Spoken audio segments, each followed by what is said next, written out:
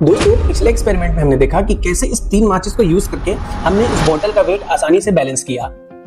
और कुछ लोगों ने मुझे कमेंट में लिखा कि साइंस की ऐसी कौन सी लॉ है जो इस एक्सपेरिमेंट के पीछे काम कर रही है। तो फर्स्ट ऑफ ऑल मुझे तो इस बात की बहुत खुशी हुई कि कुछ लोग इंटरेस्टेड हैं इस एक्सपेरिमेंट के पीछे का लॉजिक जानने में। तो आज के वीडियो में चलिए जानते हैं इसके पीछे का लॉजिक। दोस्तों अगर आप इस एक्सपेरिमेंट को बहुत अच्छे से सीखना चाहते हैं तो इसके लिए कुल आपको 2 चीजों को सीखना होगा। सबसे पहला स्ट्रक्चर और दूसरा टॉर्क। तो हम लोग सबसे पहले स्ट्रक्चर को सीखते हैं। अगर आप ध्यान से देखोगे स्ट्रक्चर को तो इस बॉटल की वेट की वजह से ये पूरा स्ट्रक्चर नीचे आना चाहता है, लेकिन ये माचिस अपना सारा फोर्स इस माचिस को ट्रांसफर कर रहा है और ये माचिस अपना सारा फोर्स इस वाले माचिस को ट्रांसफर कर रहा है। तो अल्टीमेटली इस पूरे सिस्टम का जो फोर्स है इस माचिस पर आ टिका है और ये माचिस अपने जगह पर इसीलिए टिका हुआ है क्योंकि इस माचिस और इस कपड़े के बीच में फ्रिक्शन है और कंप्रेशन है जो इस माचिस को अपने जगह पर पकड़ के रखा है।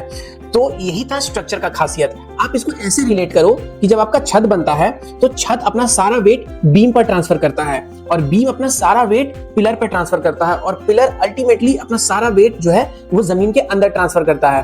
तो आपका जो घर है उसका पूरा का पूरा वेट जमीन के अंदर ट्रांसफर होता है, इसीलिए आपका घर स्टेबल रहता है। तो सेम वैसे ही ये स्ट्रक्चर है जहां पूरा का पूरा वेट इस वाले माचिस पर ट्रांसफर हो रहा है। ये था स्ट्रक्चर।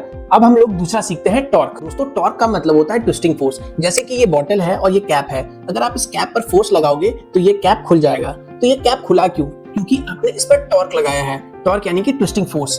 तो टॉर्क को आप ऐसे समझो कि जो टॉर्क होता है वो होता है कि जितनी दूरी पे फोर्स लग रहा है और ये डिस्टेंस है और ये एक्सिस ऑफ रोटेशन है, तो एक्सिस ऑफ रोटेशन से कितनी दूरी पर फोर्स लग रहा है टाइम्स डिस्टेंस, यही टॉर्क होता है।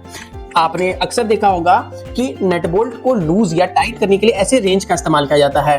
वो इतने बड़े रेंज का इसीलिए इस्तेमाल करते हैं ताकि नट बोल्ट पर ज्यादा से ज्यादा टॉर्क लगे। आपको मैंने पहले ही बताया कि टॉर्क जो होता है वो फोर्स, आप फोर्स लगा रहे हो प्लस वो फोर्स का डिस्टेंस कितना है एक्सिस ऑफ रोटेशन से, उसे ही हम टॉर्क कहते हैं। एक्सिस ऑफ रोटेशन यानी कि आप ऐसे समझो कि ये बॉटल है, ये जो घूम रहा है ना, ये बॉटल जो ढक्कन घूम रहा है, तो इसका एक्सिस ऑफ रोटेशन क्या हुआ? इस एक्सिस के अराउंड, इसी एक्सिस के अराउंड ये बॉटल का जो कैप है वो पूरा घूम रहा है, तो उसी एक्सिस ऑफ रोटेशन कहते हैं। अगर एक्सिस ऑफ रोटेशन से फोर्स ज्यादा दूरी पर लगेगा तो टॉर्क बहुत ज्यादा होगा। लेकिन इस स्ट्रक्चर को अगर आप ध्यान से देखोगे तो ये जो पूरा का पूरा वेट है, यहाँ जो वेट है वो बेसिकली एक्सिस ऑफ रोटेशन, ये जो टेबल का एज है ना, ये एक्सिस ऑफ रोटेशन है। यहीं से ये जो माचिस है वो घूम सकता है, लेकिन जो फोर्स है वो एग्जैक्टली इस एक्सिस ऑफ रोटेशन के नीचे है, एकदम नीचे।